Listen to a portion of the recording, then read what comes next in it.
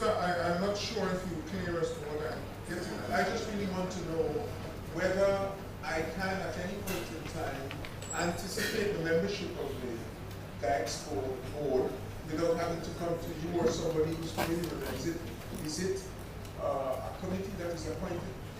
If the members are appointed by virtue of their office, we ought to know that. The second question pertaining to the accounts wasn't whether they produce a report, but given that they are collecting revenues and they fall under the aegis of the ministry and one of its organs, whether they produce annual reports and whether they produce audited reports, whether they, and if it's so, who audits those reports, when were they last audited and delivered?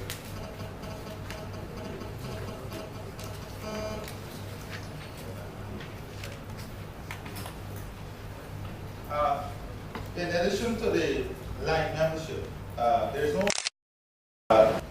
formation of this board in terms of identity. For example, the entertainment aspect. The ministry would write the Ministry of Culture, Youth and Sport and ask for a nomination. And normally they would send the head of that section from the ministry. So the financial statement and audit and reports, yes, there are reports. There has been financial statement, but as from the last expo, they've instituted a system where those statements must be externally audited. Yes, Mr. Chairman, I thank the Minister for his explanation. But if you have a set of line officers assigned to the board, I think you needed to perhaps bring that in mind when you answer the question as to whether they have state resources. These are officials who are presumably paid by your ministry and the other. Yes, I understand. But that input, the management input, and the persons who do the work are paid from resources other than GAEXPO resources as such. That's what I'm understanding from you. And secondly,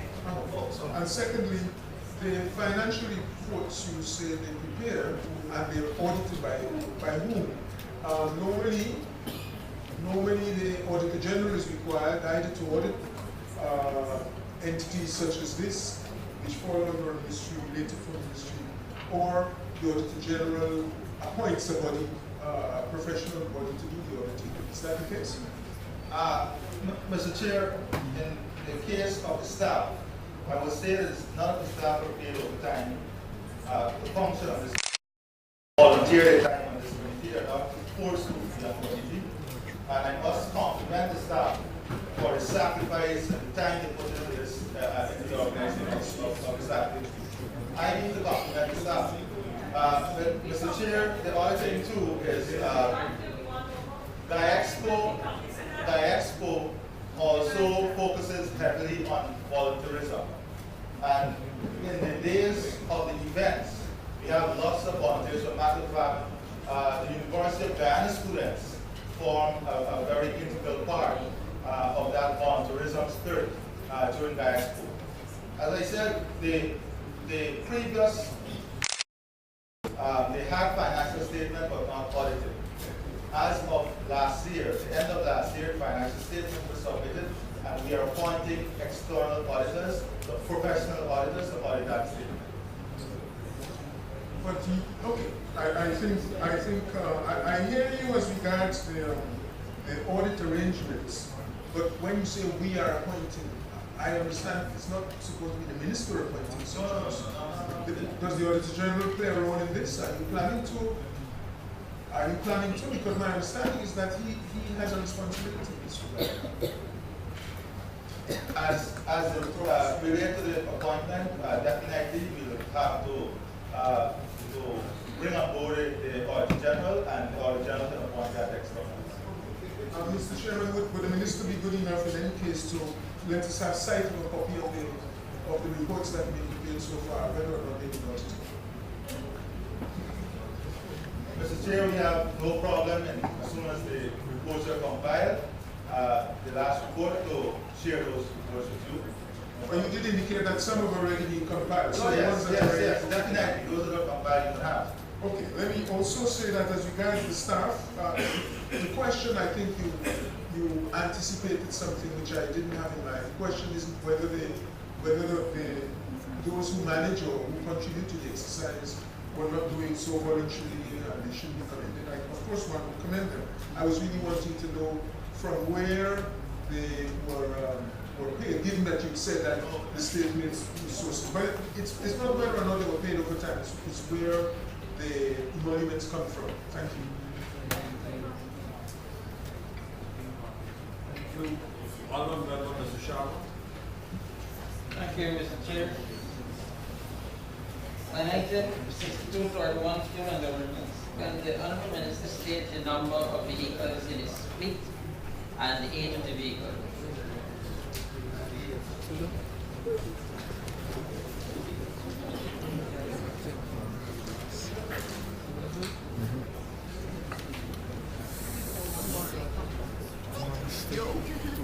Mr. Chair, currently we have 6 vehicles. Nissan Versa, acquired in December 2012. We have a Toyota car, PHS 4372, was acquired in 2000. We have 2 Nissan pickup, acquired 2006 and 2007, 2009, and a Toyota Camry car.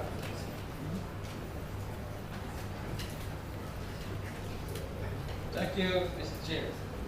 Can the Honorable Minister state if is the intention to purchase any vehicle this year? Mr. Chair, the Honourable Member is asking a very important question. You will recall that we are trying to come in line and to implement some of the recommendations of the Auditor General report, especially in terms of the use of taxis, which is as a direct result of the lack of vehicles within the ministry. We have written the Ministry of Finance asking for consideration, not to burden the budget, but for consideration to be given some priority in terms of vehicles that are seized and disposed of by the Guyana Revenue Authority, so that the entity can have access to some of those vehicles that will definitely aid our operation and address the concern raised in the Auditor General report in relation to the use of that. Thank you, Mr. Chair. Mr. Chair, the Honourable Minister is preempting my questioning. 62-64, can the Honourable Minister state the reason for the high maintenance cost almost equivalent to the fuel that each vehicle consumes?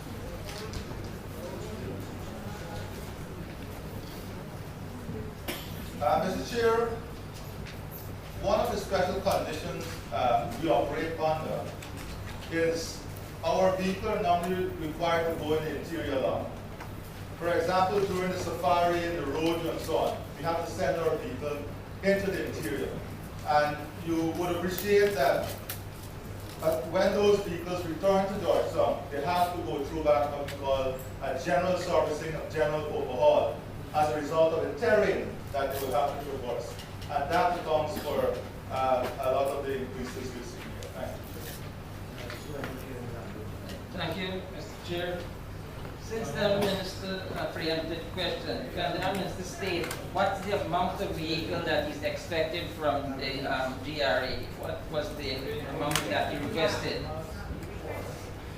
Mr. Chair, we have made a request for 3 vehicles. Thank you. 62-72, fuel and lubricants. This is program 1, main office, and to be in program budgeted, be main office, this amount for electricity of 27.3 million is exorbitant. Could the Honourable Minister state why this cost is so high?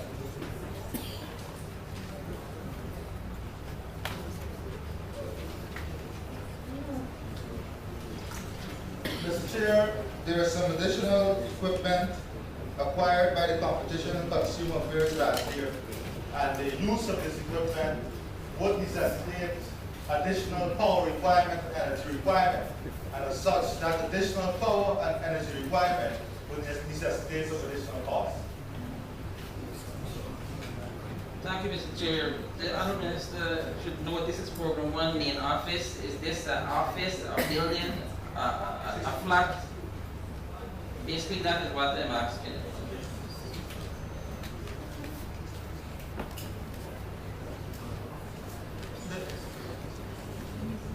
This allocation came is for the Guyana International Convention Center, National Exhibition Center, and the main office of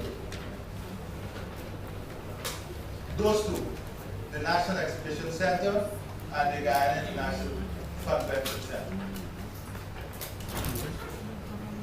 Could the Honourable Minister state what is the amount allocated for each?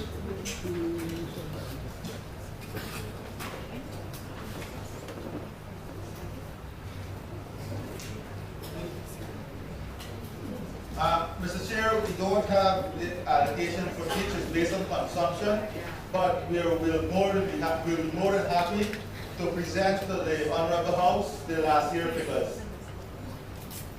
Thank you. 6281 Security Services. Can the Honourable Minister state the location and the cost per location? Mr. Chair, the National Exhibition Center and the Guyana International Convention Center. Cost, please. Mr. Chair, I gave the cost earlier. The NEC, Arcade Security Services, $8,798,000, and the GICC, Federal Security System, $26,450,000. Thank you, Mr. Chair. Mr. Chairman, on item 6321, subsidy to local organizations.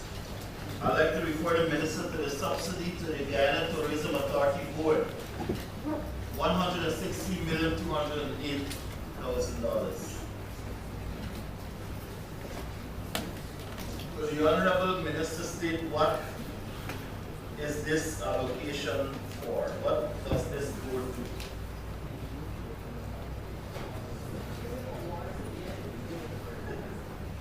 This, Mr. Chair, this allocation, which we hope as our tourism develops and advances and contribute greater to GDP will increase dramatically, caters for the marketing, the product development, product enhancement of the tourism sector and of Guyana. For example, it would include printing of brochures. We're focusing heavily on community-based tourism. Some of the specific brochures that we will develop over time include the community-based tourism brochures, the Essequibo brochures, Rukununi, Barbies, boards of Region 4 checklist, the National Board checklist, and the many familiarization trip that we would endeavor in order to bring awareness and exposure to our tourism program. Is there, when last did this board meet, Mr. Minister?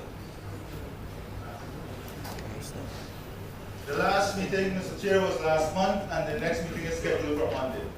On the composition of the board, please.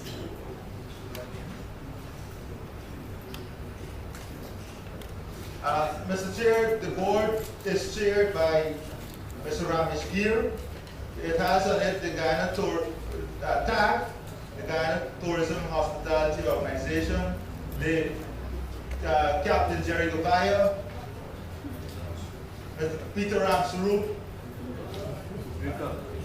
Ms. Petal Ridley, Ms. Sharifa Razak, and I can get the other names,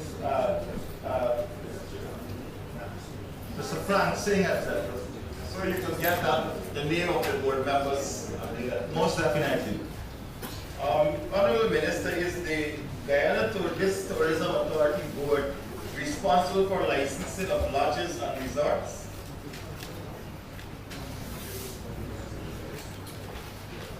Mr. Chair, yes, it is the Guyana Tourism Authority that is responsible for licensing of resorts and lodges for a map, and also in licensing operators and guides. Last year we had a public consultation on this matter in which the private sector and TAG itself were calling for strict monitoring and regulating of the sector so that we can develop a standard and a system that would ensure compatibility across the board in different strata of the market. So we have a number of agencies that have already been registered and licensed by the authority. Mr. Minister, Mr. Chairman, the tourism, this act came into being in 2008 and regulations were made since then. Could the Honourable Minister state what or how many lodges and resorts have been licensed in accordance with these regulations over the last 2 years?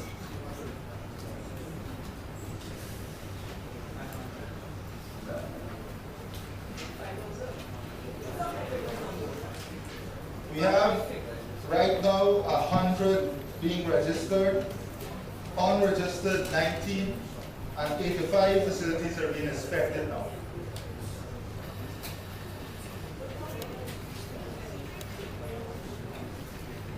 The promotion of Guyana as a tourism destination, please, Honourable Minister. Could you state what, if any, sums of money have been allocated for this purpose abroad? And if whether this comes under this authority? Mr. Chair, we have launched the Rediscover Home campaign, and we are working very aggressively on this market. It's a very expensive exercise, but we have been able to incorporate the support of the private sector. And this year we are sending a very large delegation to have a specific tourism trade show in Toronto, in New York. We are also exploring Barbados. We have the CTO Caribbean Week activity in New York, London, and we are also attending the board fair and festival in London. In addition to this, we have been able to negotiate, motivate many large media entities, many influential media entities that would have required tremendous investment and payment to come to Guyana, to do documentaries, to do short films that has brought tremendous exposure to Guyana as a market. What we do is we merely assist them in their transportation and movement around Guyana, facilitate their movement and bear their costs. But the major cost is borne by these entities. May I inform this Honourable House, Mr. Chair, that we had Discovery Channel, History Channel, we had the making of Gold Rush, we had the Wild Adventure, BBC, all here over the last year. I understand there's a magazine known as Guns and Gardens. For a matter of fact, That also carries something. I would be more than I happy take to the back by the educate title them. of the publication. I would be more than happy to Guns and educate them. Gardens. We also have, Mr. Chair, the pride of Guyana being the #1 watch United States television program on Friday night. That is Gold Rush, the #1 watch Friday night program on Discovery Channel. And the #2 making of Gold Rush, both about Guyana, and we're very proud about this. And in addition, Mr. Chair, because of the success of this one episode last year, that entity is now in Guyana completing the entire season. So they have, and that's an investment of a few, how much? $2 billion. $2 billion. An investment of $2 billion in the filming of that entire series that will be aired later this year on United States television. Mr. Chairman, could the Honorable Minister indicate how much money has been allocated to all of these things that we were talking about? How much money have you allocated to these things? And if you can provide a list for us. Mr. Chair, I cannot give a specific figure for all the items as listed. But what I can undertake to do, Mr. Chair, is to present this honorable House with a detailed listing of all that we have completed in 2012 and even for 2013 with the actual cost. Honorable Minister, my question, with all the advertisement, free and otherwise that you're getting, how do you measure tourism dollars to say, this is what the net gain is for a nation? Some of it is free, much of it, some of it you pay for, but most of it I know comes gratuitously because people love Guyana and what they see. But how do we know, how can we tangibly measure what all that you're doing is bringing back or is potentially going to deliver to the coffers? Mr. Chair, I think your question is indeed a very important question. Let me say two things. One is that the arrivals, and I want to clear a myth out there. The tourism arrival figures that we give, when we say we had 180,000 arrivals for tourism last year, for example, does not include the resident Guyana. It is all the arrival cars with the exception of residents from Guyana. So I want to make that very clear. The second thing is that it does not include arrival from this year, arrival at Molson Creek, and let them will be included from this year. The second thing is that you are correct, Mr. Speaker. The Ministry of Finance, seeing the important role tourism is playing in the transformation of our economy and the expansion of the base of the economy. And I think the Minister of Finance made this clear in his budget presentation that we will be moving towards the measurement of the contribution of tourism as a component of GDP, and that is on the cards. I think this year some work is going to commence on moving into that direction. Ms. Ferguson? Thank you very much, Comrade Chairman. Under line item 6321, there is subsidies and contributions to local organizations. On page 399, I have noticed Guyana National Bureau of Standards. Some 111 million was spent last year. However, there has been an approximate 9-point-something million for this year. But let me take you to page 594. Under the statutory body for this ministry, that is for the Guyana National Bureau of Standards, there is a subsidies and contributions to local and international organizations. So my observation here is that the Ministry of Tourism is subsidizing to the Guyana National Bureau of Standards, and now the Bureau of Standards is more or less subsidizing to another organization. However, what I observed further is that there wasn't a budgeted amount for last year, but under the revised column, some 1.442 was spent. Could the Honorable Minister shed some clarity on this item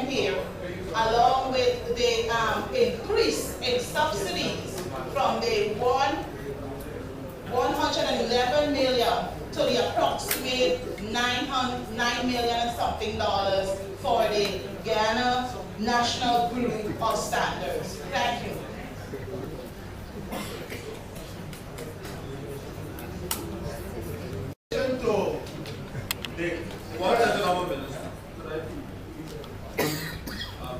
And this is a problem facing the entire CARICOM in terms of payment of fees to international organizations. So you may have a situation where Guyana is Mr. Chair, I can assure all the honorable members here that this is a general problem facing the region as a whole. Thank you.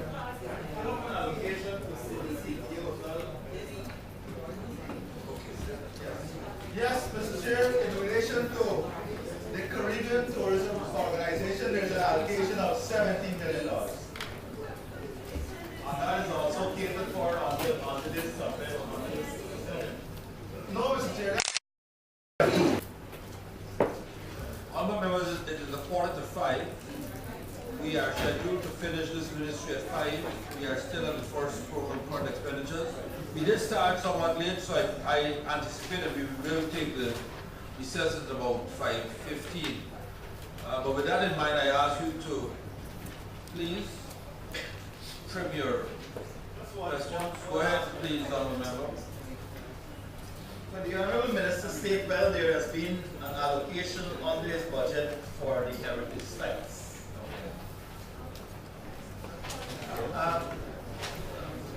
Mr. Chair, when come under the capital program, there is some allocation there for Port Island. Island? Yeah. Well, when we come to that. Thank you, honourable members. I'd like to put the question that is that we approve the sum stated in the estimate for program 231 main office to the current expenditures of the Ministry of Tourism, Industry and Commerce. Those in favor say aye. Those against say no. The ayes have it. Thank you. Please turn to page 427 as I propose your consideration the capital estimate for program 231 main office with the Ministry of Tourism, Industry and Commerce. Honourable member, Lieutenant Colonel retired Harmon. Item 4100100, tourism development. $6 million construction of booth, upgrade of Port Island facilities and purchase of equipment. Could the Honourable Minister say what is it that it's doing with this amount of money?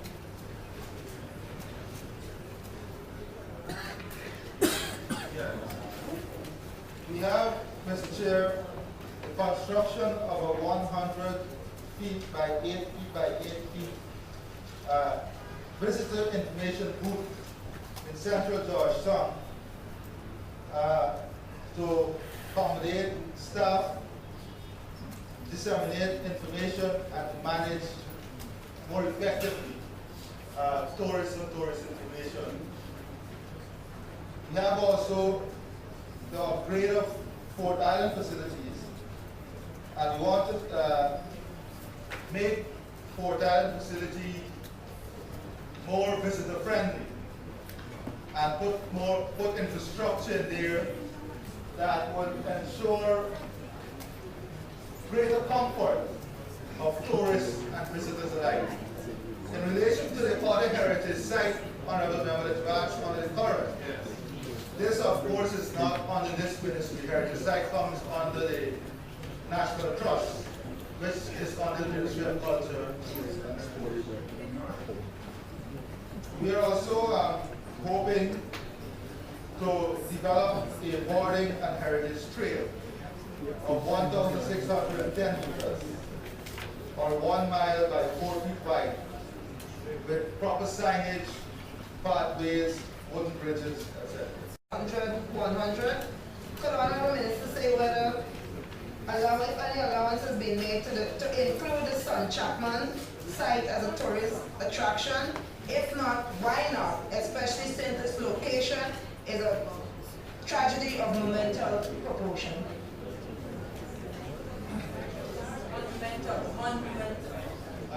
Mr. Chair,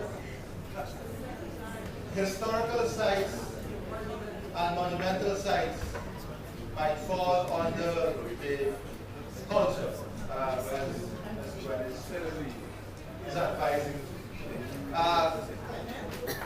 In terms of our tourism product and development, it is indeed limited to what I explained earlier.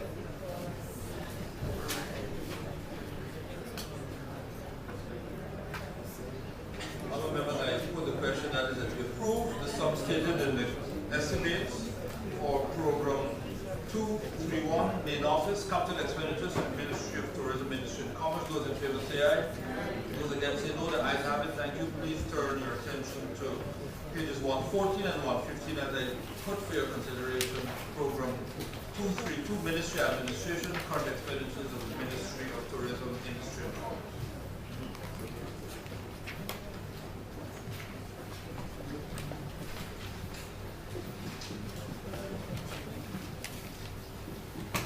Members, I put the question that is that we approve some stated in the estimates for program 232, Ministry Administration, current expenditures of the Ministry of Tourism, Industry and Commerce. Those in favor say aye. Those against say no. The ayes have it. Thank you. These stand part of the estimates.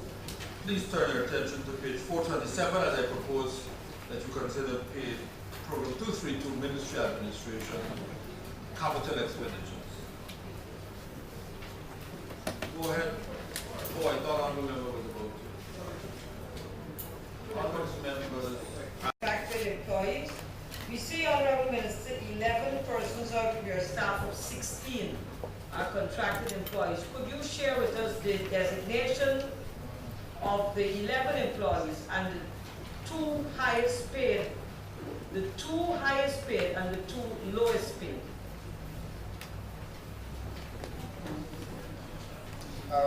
We have 11, I remember.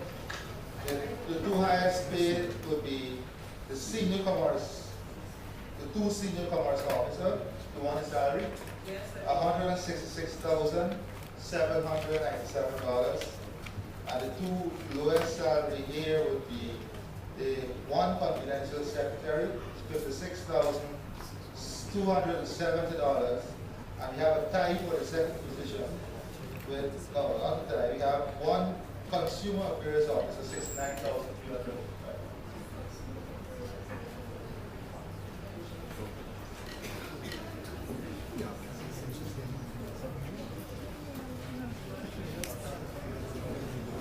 Honourable Member, Thank you, Mr. Chairman. Mr. Chairman, I'd just like to refer the Minister to line item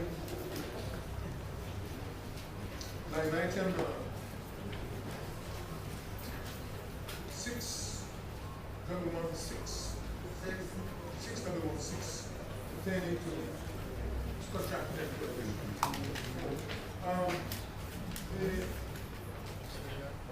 The increase that you show here, is it associated simply with reclassification, or you have here substantial changes in the workload? Because the increase is not insignificant. Mr. Chair, actually the increase here, Honourable Member, is just a gate of 25% increase. Last year. Well, the increase between budget 2012, between the revised 2012 and budget 2013, as far as I'm aware, should not reflect 5%. The revision of salaries is reflected on the Ministry of Finance. Which 5%? This is Honourable Member, this is 5% is already been approved last year. That is now added to the salary. Thank you, Mr. Attorney General. I'm glad you can recognize what is and what isn't mentioned.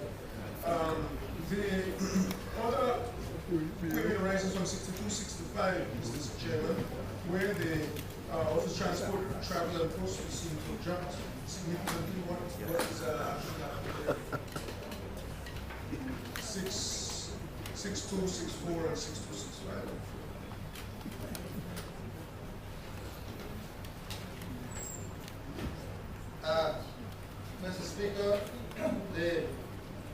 one point, the actual figure was 785, so there's an increase of $500,000. And we intend, Mr. Chair, to do a lot more work, as I said, under the Consumer Affairs Division in riverine and hinterland areas where the cost of transportation is quite substantial. And as a result of that, you'll have more air transport and river transport, in addition to internal land transport within the region. So you do more work outside Yes. outside of the coast.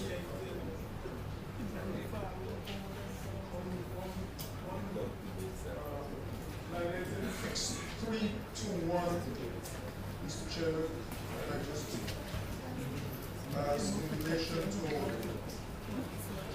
Competition and Consumer Protection Commission.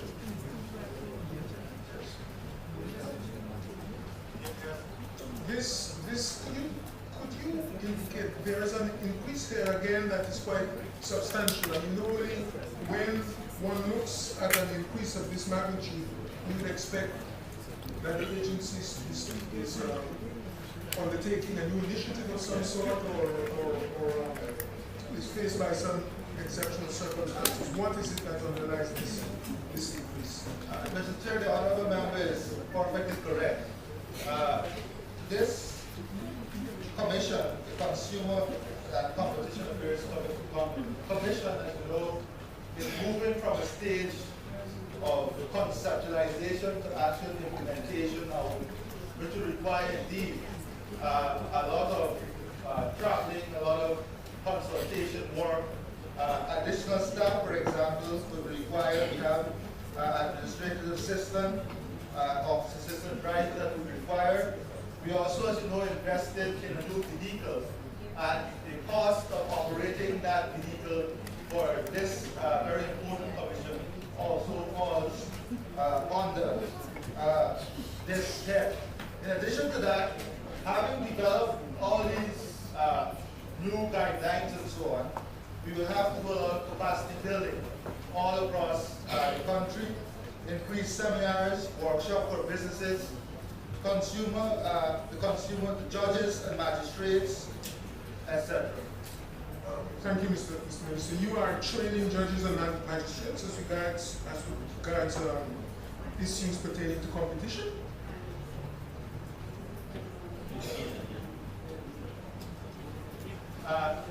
I would not be doing the training, honorable member, but definitely we have specialized skills that will be coming into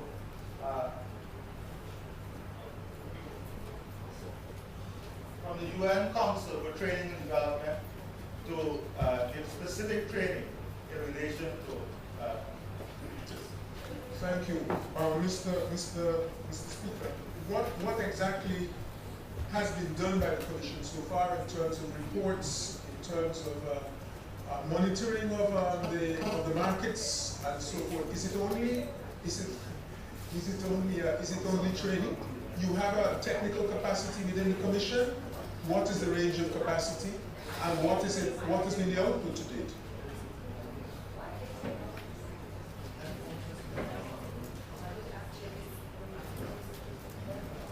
We are doing the legal inventory study right now to ensure that what we have here does not conflict with any other laws. So we're working in very close collaboration with the AG chambers. And as I said earlier, we are now moving towards activism, moving towards the implementation of a lot of this. Yes, but does the Commission have capacity? I mean, one of the biggest problems we have across the region is the relative lack of capacity in these areas. Mr. Chair, it's a big challenge. It is a complicated area. It's a very fair question. No, but let me finish, please, Minister. I know you're so enthusiastic about answering. It's not a general question. I'm really asking, what technical skills do you have within the Commission? What are the skills? You have trained lawyers, you have experienced economists or others in the area of price and other competition?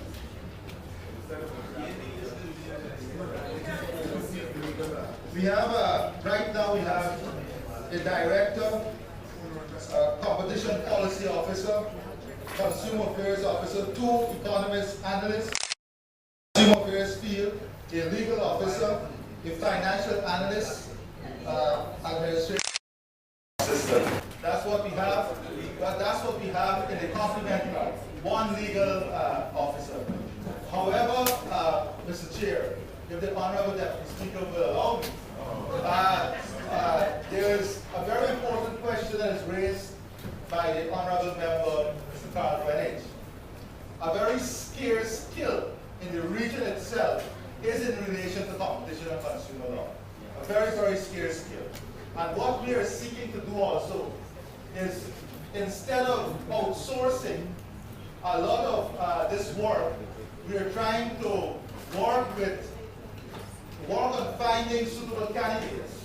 And definitely we'll have a public advertisement where we are going to work with, for example, the Public Service Ministry in finding candidates that we can train in this specific skill that can be contracted to us and help us through this this phase as we move towards a body that will have the strong institutional competency as we move forward.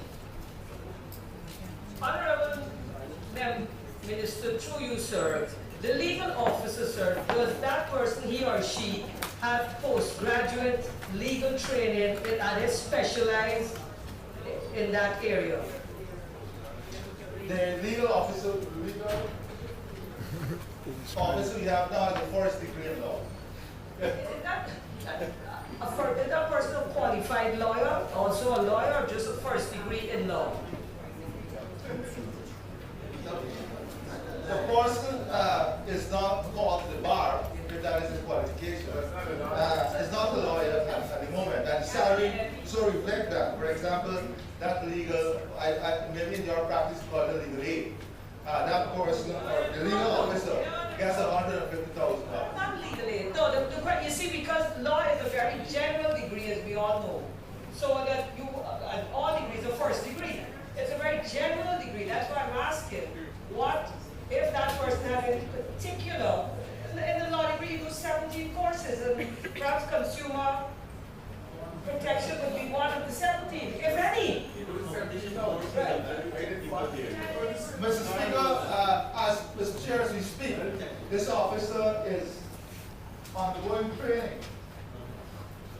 with our competition law consultant.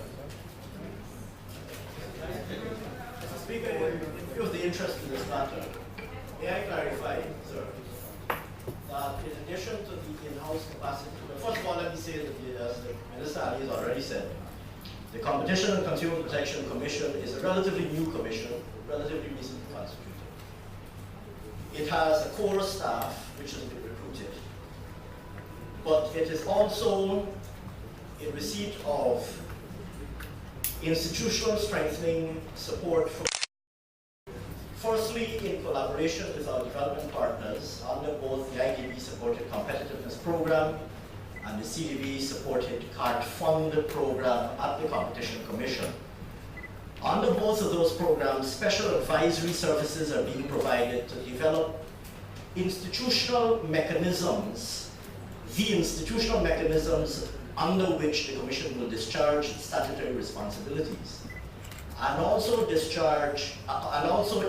equip the Commission with technical capacity and also do public awareness industry. In addition to this, I should add that the National Competition Commission is set up, in fact, within the framework of a CARICOM initiative. As I see Mr. Greenwich nodding in the affirmative, he no doubt will be aware that within the context of the CSME, there in fact is a regional endeavor to establish a regional architecture comprising national competition commissions. And so there's a regional agenda for developing capacity also, from which we're benefiting. So this is an ongoing process, and I think it's one, the progress that we've made thus far is to be commended. But I assure the House that the progress that we regard the progress that we've made thus far as work literally as work in progress. I hope that clarifies the matter and puts it to rest. So, thank you very much. I put a question that is that we approve the sum stated in the estimates for program 233, Commerce, Industry and Consumer Affairs, current expenditures to the Ministry of Tourism, Industry and Commerce. Those in favor say aye. Against say no. The ayes have it. Thank you. Please move with me to page 427 as I ask you to consider program 233, Commerce, Industry and Consumer Affairs, capital expenditures to the Ministry of Tourism, Industry and Commerce. Questions? Go ahead, Mr. Speaker, line item 4501500, industrial development, and there's a provision here for industrial estates. The Honourable Minister in the reference indicates that the infrastructure work will be done at Lethem and Belvedere. I would wish to ask the Honourable Minister whether any sums have been allocated for work on the other industrial estates like Coldingen, Eccles, and so on, and whether there is any truth in a report that parts of these industrial estates are now being used as house lots, or converted house lots. Mr. Chair, on the latter, I'm not aware of any of lots in any of the industrial estates without the housing. Indeed, the housing program is a very accelerated program that we'll use later. In terms of the industrial estates that we're looking at in 2030, the honourable member is correct. Those two estates will be the Belvedere industrial estate and the Lethem industrial estate. I'm asking whether there is any maintenance or any infrastructure work on the other industrial estates that have been established for a long time. Mr. Chair, there is no positive provision under this head for other estates.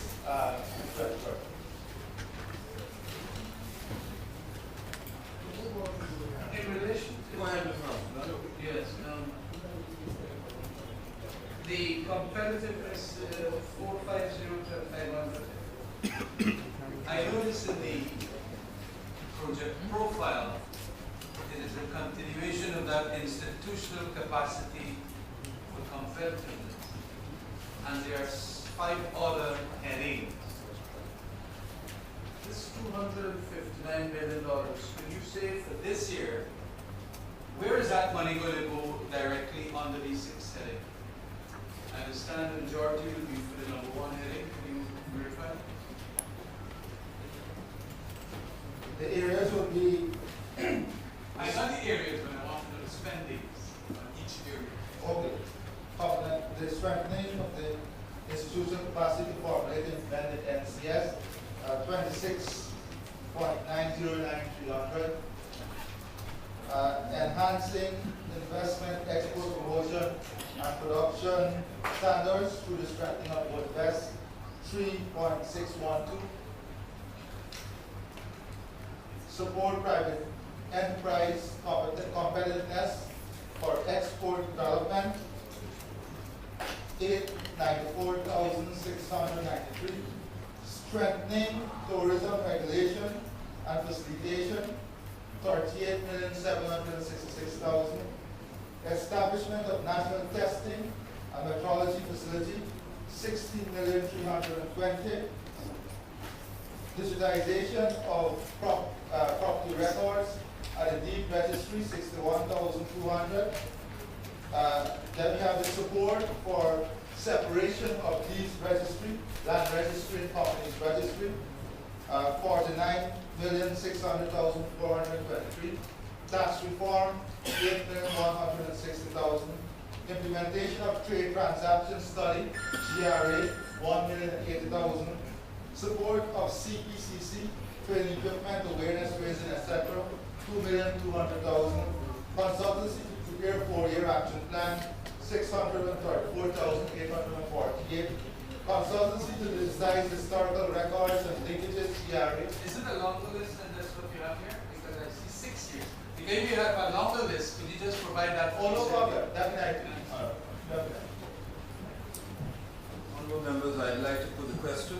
That is that we approve the sum stated for capital expenditures for Program 233, Commerce, Industry and Consumer Affairs to the Ministry of Tourism, Industry and Commerce.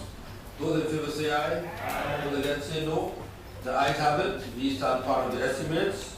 Honorable members, we have concluded our review of Agency 23, Ministry of Tourism, Industry and Commerce. I wish to thank the Minister and his technical officers for assisting the Assembly in making its decisions and allowing us to be able to give approval. Minister, I know you're nicely dressed. I noticed your colleagues. I don't know if you, I see you're indicating something. You have another ministry coming up, maybe you should. Mr. Chair, members of this ministry for the hard work and commitment over the year, and the say that you've done it. Well, I can't, but you could perhaps hold a party for them at the end of the year.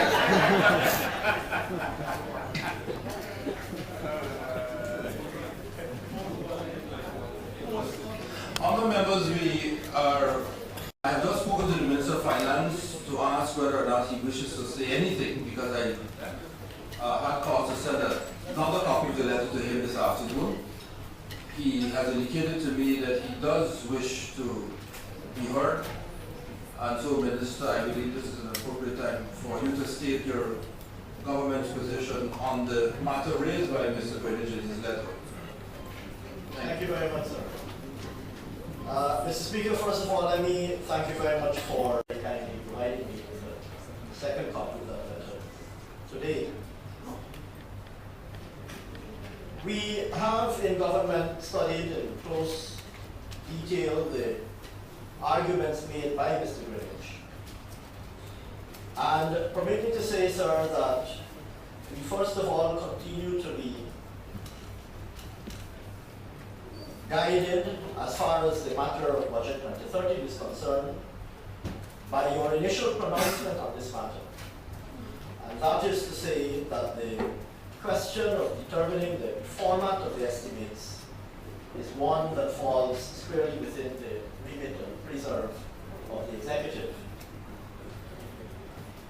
It is important, Mr. Speaker, to point out that the relevant constitutional enactments date back to 2001.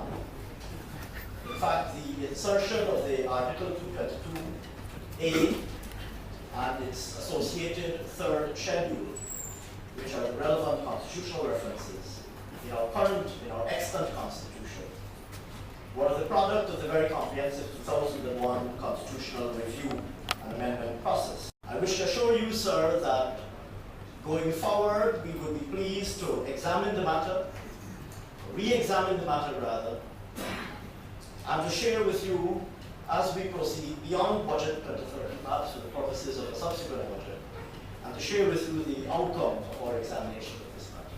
I hope, sir, that that assurance at the current time suffices for the purposes of concluding deliberations on Budget 2030. Thank you very much. Thank you, Honourable Member. Mr. Greenwich, would you wish to be heard in rebuttal or not? No, thank you, Mr. Chairman. I believe that I'm giving sufficient explanation to matters. Yes. Mr. Ramjitan or anyone else would wish to speak? Thank you, Mr. Williams. Go ahead, Sir, sir. a point of clarification. Is the Honorable Minister of Finance saying that what we have under consideration in these estimates are block votes, for example, for the Supreme Court? Is that a block vote in the way the estimates are presented? I don't know that the minister has given his position, or the government's position, that the government is advised that at present the format does not collide.